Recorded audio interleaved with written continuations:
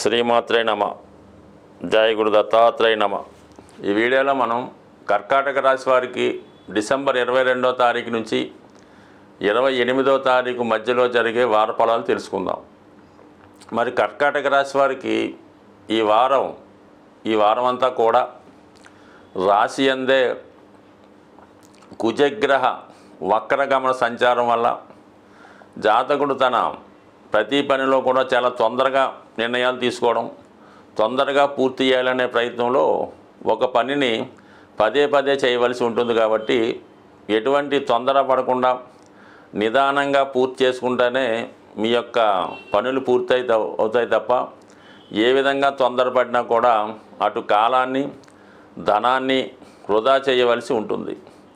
ముఖ్యంగా ప్రస్తుతం రాశి యందు కుజగ్రహ సంచారం, అష్టమ స్థానంలో శనిగ్రహ సంచారం, ఇంచుమించుగా ఈ వారం అంతా కూడా రెండు గ్రహాలు అదే స్థితిలో ఉండడం వల్ల మరి ఈ కర్కాటక రాశి వారికి ఉద్యోగ సంబంధించిన విషయాల్లో చాలా ఇబ్బందులు, అవమానాలు, చికాకులు, కష్టాలు లాంటివి వచ్చే అవకాశం ఉంటుంది. కాబట్టి చాలా సహనంతో ఓర్పుతో వ్యవహరించాలి తప్ప ఏమాత్రం తొందరపడినా సడన్గా నిర్ణయాలు తీసుకున్నా అది మీకే నష్టం వచ్చే అవకాశం ఉంది.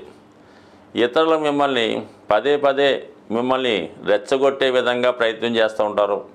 అలాగే మీ యొక్క బలహీనతని ఎత్తి చూపే ప్రయత్నం చేస్తూ ఉంటారు. అంటే వాళ్ళ ఉద్దేశం ఏంటంటే మీతో ఏదో ఒక నిర్ణయం తీసుకొని దాన్ని అమలుపరిచే విధంగా వాళ్ళు చూస్తూ ఉంటారు. అది మీకు నష్టమైనప్పటికి కూడా అవతల వారికి అది సంతోషంగా ఉంటుంది. కాబట్టి మీరు ఇతరుల మాటలు ఏ విధంగా లెక్క చేయకుండా ఉద్యోగ సంబంధించిన విషయాల్లో కానీ, అలాగే స్థిరాస్తి పంపకాల్లో మీ యొక్క అన్నదమ్ములతో కానీ, తల్లిదండ్రులతో కానీ, అత్తమామలతో కానీ వచ్చే వ్యవహారాల్లో ఏమాత్రం పౌరుషం పడకుండా నిదానంగా వ్యవహరిస్తే తర్వాత అవే సర్దుకునే అవకాశం ఉంటుంది. సహజంగా ఈ కర్కాటక రాశి వారికి ఏమవుతుందంటే ఏదైనా ఒక విషయంలో నష్టం జరిగినట్టు అనిపిస్తూ ఉంటుంది అన్నమాట. అది బయట వారికి నష్టం ఎలా కనిపిస్తుంటుంది, వ్యక్తిగతంగా జాతకుడికి కూడా తనకు అన్యాయం జరిగిందేమో అని తపన పడుతూ ఉంటాడు. సో ఈ తపన పడే విషయంలో తనకు తాను ఎంత బాధపడినా పెద్ద ఇబ్బంది లేదు. కానీ ఆ విషయాన్ని ఇతరులు ఎత్తి చూపి నీకు ఈ విధంగా అన్యాయం జరిగింది, నువ్వు ఇలా ఊరుకుంటే లాభం లేదు, ఇంకా రాను చాలా ఇబ్బంది పెడతారని రెచ్చగొట్టడం వల్ల జాతకుడు ఎమోషనల్ ఫీల్ అయ్యి బంధుత్వాన్ని, స్నేహాన్ని పోగొట్టుకునే అవకాశం ఉంటుంది. కాబట్టి ఏదైనా జాతకుడు తొందరపడకుండా నిదానంగా వ్యవహరించడం మంచిది. ఇక ఇంచుమించుగా ఈ వారం అంతా కూడా 6వ స్థానంలో రవిగ్రహ సంచారం. జాతకుడు ఎటువంటి పరిస్థితుల్లో కూడా ఎవరితో వివాదాలు పెట్టుకున్నా, ఏదైనా ఆఫీసులో వర్క్ నిమిత్తం ప్రయత్నం చేస్తున్నా 100% జాతకుడికే న్యాయం జరుగుతుందన్నమాట. తను ఎక్కడ తీర్పుకి వెళ్ళినా కూడా జాతకుడికే అనుకూలంగా తీర్పు వస్తుంది. అలాగని ప్రతి విషయానికి ఎవరో ఒకరు పెద్ద మనుషుల పంచాయతీ పెట్టడం కానీ, అధికారుల దగ్గర తమ యొక్క కష్టాలు చెప్పుకోవడం వల్ల సానుభూతి అయితే లభిస్తుంది. కానీ దానివల్ల ఏంటంటే టెంపరీగా ఇతరులు నష్టపోయే అవకాశం ఉంటుంది. ఫ్యూచర్లో అది మీకే నష్టంగా కలిగే అవకాశం ఉంటుంది. కాబట్టి సాధ్యమైనంత వరకు సహనంతో వ్యవహరించడం మంచిది. ముఖ్యంగా 5వ స్థానంలో బుధగ్రహ సంచారం. ఇది విద్యార్థులకు చాలా అనుకూలంగా ఉంటుంది. అంటే మీకు కూడా కొత్త ఆలోచనలు వస్తాయి. అలాగే మీ యొక్క వృత్తిలో మార్పు కొరకు కానీ, వృత్తిలో అభివృద్ధికి కానీ మంచి ఆలోచనలు రావడం జరుగుతుంటుంది. విద్యార్థులు విద్య సంబంధించిన విషయాల్లో కొత్త విషయాలు తెలుసుకుంటారు. వారి ఆలోచనకి, వాళ్ళలో ఉన్నటువంటి తెలివితేటలకి తగిన గుర్తింపు కూడా రావడం జరుగుతుంది. ఇంకా అదేవిధంగా సప్తమంలో శుక్రగ్రహ సంచారం. జాతకుడికి అంటే రాశిలో కుజుడు, సప్తమంలో శుక్రుడు, ఏదో ఒక కొత్త పరిచయం ఏర్పడుతుంది. కొన్ని సందర్భాల్లో గతంలో ఏదో కారణం వల్ల విడిపోయినటువంటి భార్యాభర్తలు కానీ, ప్రేమికులు కానీ, ఎఫ్ఐఆర్ ఉన్నవారు కానీ తిరిగి మళ్ళా కలుసుకొని వారి యొక్క తప్పులకి పశ్చాత్తాపడి తిరిగి మళ్ళా ఒకటయ్యే విధంగా ఈ గ్రహస్థితి కనబడుతూ ఉంటుంది. లేదా ఏదైనా సందర్భంలో కొత్తగా పరిచయం అయిన వారు కూడా మీ జీవితంలో ఎంటర్ అయ్యే అవకాశం ఉంది. ఏదైనా ఇప్పుడు కర్కాటక రాశి వారి జీవితంలో ఏది జరిగినా కూడా అది పర్మనెంట్గా ఉండే అవకాశం లేదు. మళ్ళా ఎప్పుడైతే కుజుడు వక్రగమనం పోయి రుజుమార్గంలోకి వస్తాడో ఇప్పుడు ఏర్పడినటువంటి బంధం మళ్ళా తెగిపోయే అవకాశం ఉంటుంది. కాబట్టి సహజంగా టెంపరీగా వచ్చినటువంటి ఇటువంటి ప్రలోభాలకు లొంగకుండా శాశ్వతంగా ఉన్నటువంటి బంధం కోసం ప్రయత్నిస్తే మంచిది. జాతకరీత్యా ఎవరైతే జ్యోతిష్యాన్ని నమ్ముతూ ఉంటారో, దాన్ని ఫాలో అవుతుంటారో, వారు కంపల్సరిగా కొన్ని నియమాలు పాటించాలి. కొన్ని పూజలు పరిహారాలు తప్పనిసరిగా చేయించుకోవలసి ఉంటుంది. మరి సాధారణంగా ప్రతి సంవత్సరం 1-2 సార్లు మాత్రమే వచ్చే శని త్రయోదశి, మరి ఈ వారంలో మనకి వారం చివరిలో డిసెంబర్ 28వ తారీఖున శని త్రయోదశి అనే పర్వదినం రాబోతుంది. మరి ఆ రోజు అంటే కేవలం శని భగవాన్ నుండి ఏలినాటి శని, అష్టమ శని ఉన్నవారే కాకుండా మిగతా వారు కూడా ఎలా ఉంటుందంటే చాలా వరకు ఎవరో ఒకరికి శని మహాదశ, శని అంతర్దశ, విదశ, లేదంటే ఇంకొక విధంగా మరి శని గోచారీత్యా అనుకూలంగా లేకపోవడం, ఇవన్నీ ఏదో రంగా జరుగుతుంటాయి. అలాగే శాశ్వతంగా ఎక్కువ రోజులు పడే ఇబ్బందులకు కూడా శని కారణం అవుతూ ఉంటాడు. అంటే ఒక వ్యాధి మీకు వచ్చి చాలా కాలంగా పట్టి పీడిస్తున్నా, లేదంటే ఒక రుణం ఒకరి దగ్గర మీరు అప్పు తీసుకుంటే అది ఎంత కష్టపడ్డా దాన్ని తీర్చలేకపోతుంటారు. అంటే దీర్ఘకాలికంగా ఉన్నటువంటి రుణాల నుంచి బయటపడాలన్నా, అలాగే ఒక వ్యసనం చాలా వరకు మనిషిని పట్టి పీడిస్తూ ఉంటుంది. అది పాన్ అవ్వచ్చు, లేదంటే మందు తాగొచ్చు, ఇంకోటి అవ్వచ్చు, కార్డ్స్ అనొచ్చు అనుకోండి.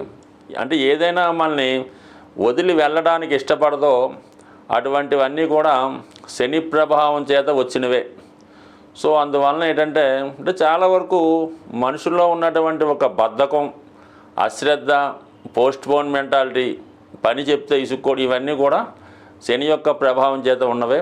మరి ముఖ్యంగా విద్యార్థులు కూడా చదివింది మర్చిపోతున్నారు అన్నా కూడా దానికి ఈ శని భగవానుడే కారణం అవుతుంటాడు. కాబట్టి అంటే మనం వాళ్ళు వీళ్ళు అనుకోకుండా ప్రతి ఒక్కరూ కూడా ఈ శని త్రయోదశి నాడు విధి విధానంగా శని భగవాన్ని పూజించుకోవడం వల్ల మీ యొక్క సమస్యల నుంచి బయటపడే అవకాశం ఉంది. అంటే శని భగవాన్ని పూజించామంటే మామూలుగా నవగ్రహాలు ఉన్న దేవాలయానికి వెళ్ళి అక్కడ అమ్ముతున్నటువంటి ఏదో ఆయిలో నువ్వులో కొని ఆ శని భగవాన్ మీద శుభ్రంగా పోసేసి రావడం జరుగుతూ ఉంటుంది.